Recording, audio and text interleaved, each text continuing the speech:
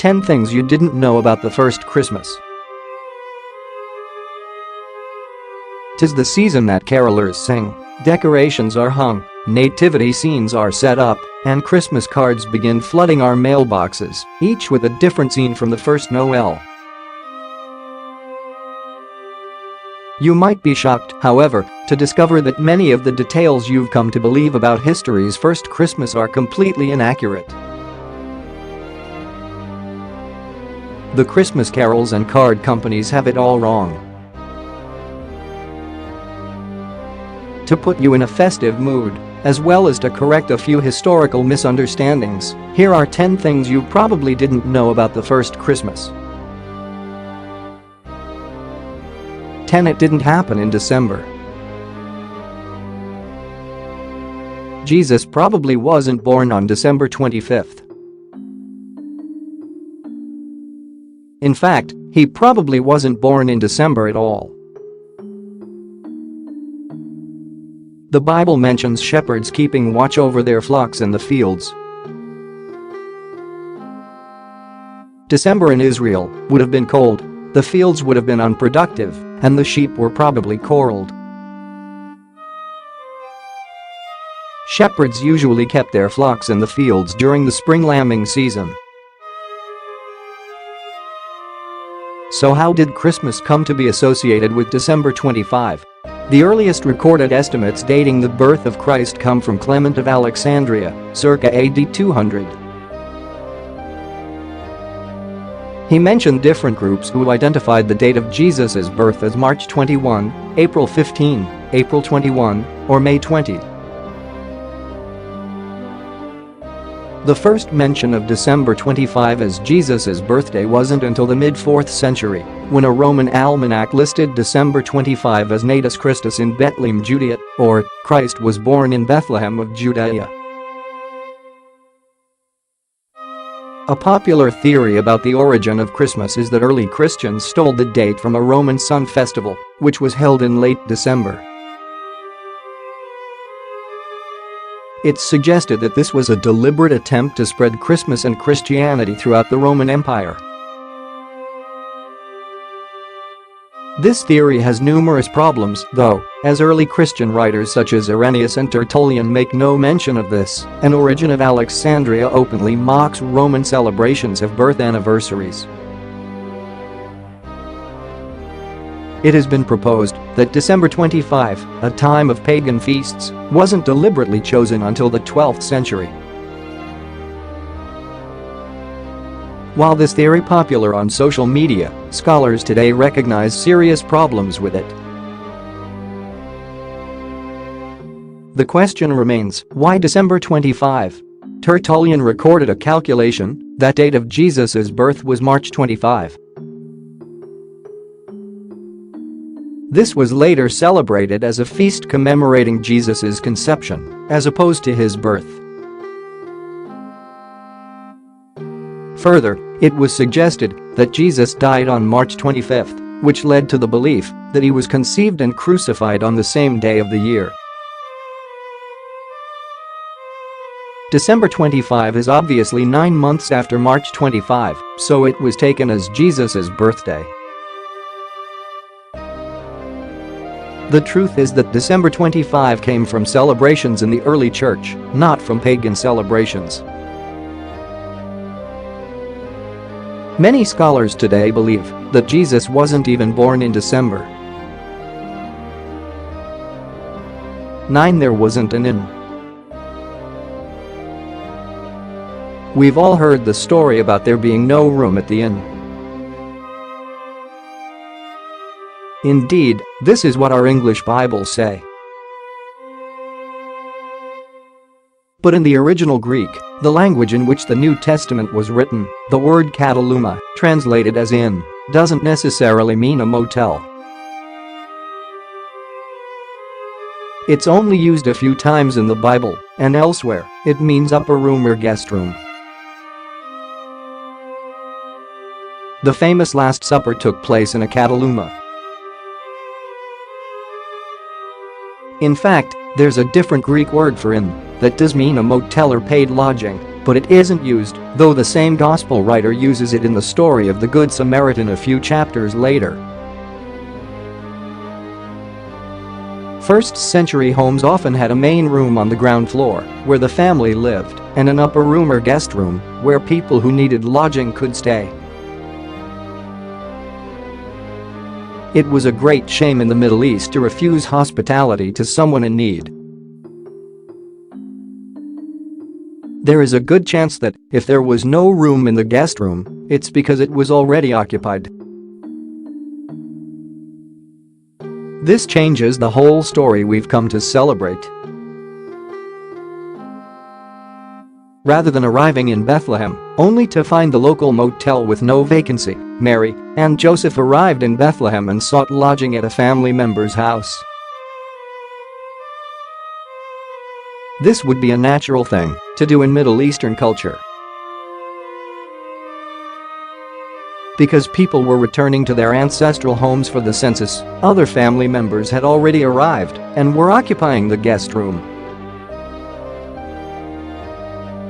So where did Mary and Joseph stay? 8. There wasn't a stable. There's no mention of a stable in the Bible's stories of the first Christmas. A stable is assumed because we're told that they laid him in a manger. A manger is an animal's feeding trough. If there was a manger, it must have been in a stable, or perhaps a cave, where the animals stayed, right? Probably not. As previously mentioned, there's a good chance that Mary and Joseph arrived in Bethlehem, Joseph's hometown, and sought lodging at a family member's house. The guest room was full, but it would have been a great shame to turn away someone in need, especially a relative with a pregnant wife. Many families had mangers inside their homes, where young animals would be safe and warm. Some of them were built into the floor of the peasant homes or occupied a small room on the main floor. Since the guest room was full, Mary and Joseph were likely offered the manger, and it was there that the mother of Jesus gave birth. Rather than being turned away by a crusty old innkeeper and given lodging in a dirty barn, Mary and Joseph were probably in a relative's home, surrounded by loved ones, when Jesus was born and laid in a manger. 7. Mary didn't give birth the night she arrived. In our Western reading of the Christmas story, we get the impression that Mary and Joseph made it to Bethlehem just in a nick of time, and that Mary gave birth that very night. The truth is probably far less dramatic. The actual account of the first Christmas reads, "And it came to pass that when they were there, her days were accomplished, that she should be delivered. And she brought forth her firstborn son." The phrase that her days were accomplished is linked to when they were there. This implies that they had been there for a period of time before she gave birth. Just as Rome wasn't built in a day, a Roman census wasn't completed in a day. There would have had to have been time for all members of a family to travel the distance required for them to return to their ancestral homes to be counted. There would have been lines and waiting, not unlike our present-day elections. The reality is that Mary and Joseph were likely in Bethlehem for an extended period of time, both before and after she gave birth. 6. The wise men didn't arrive the night Jesus was born. The 3 wise men are a staple in almost every nativity scene, each carrying a gift for the newborn king. Standing beside the shepherds, Mary, Joseph, and baby Jesus, they complete the story of the first Christmas. Or do they? The biblical account says, "And entering into the house, they found the child with Mary his mother." Notice two things about this statement. First, the wise men found the family in a house, not a stable. Quite possibly, they were still living with their family in Bethlehem at the time, or in a house that they had since rented. Second, they found a child. The Greek word used is paidion, which means toddler, not briefos, or baby, as in Luke 2:16. It's also worth noting that after the wise men deceived King Herod by returning a different way, he had all of the children in the vicinity who were 2 years old and younger slaughtered.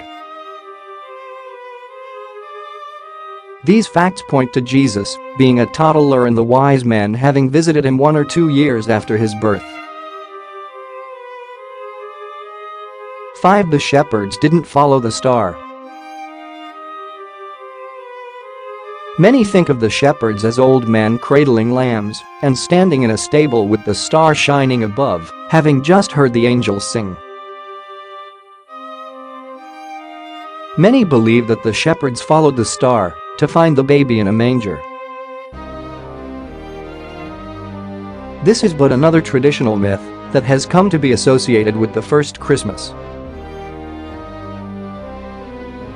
The misconception developed by the blending of two separate stories, the shepherds and the wise men, which occurred at different times. There probably wasn't a star hanging over Bethlehem the night Jesus was born, as it didn't lead the wise men there for 2 years.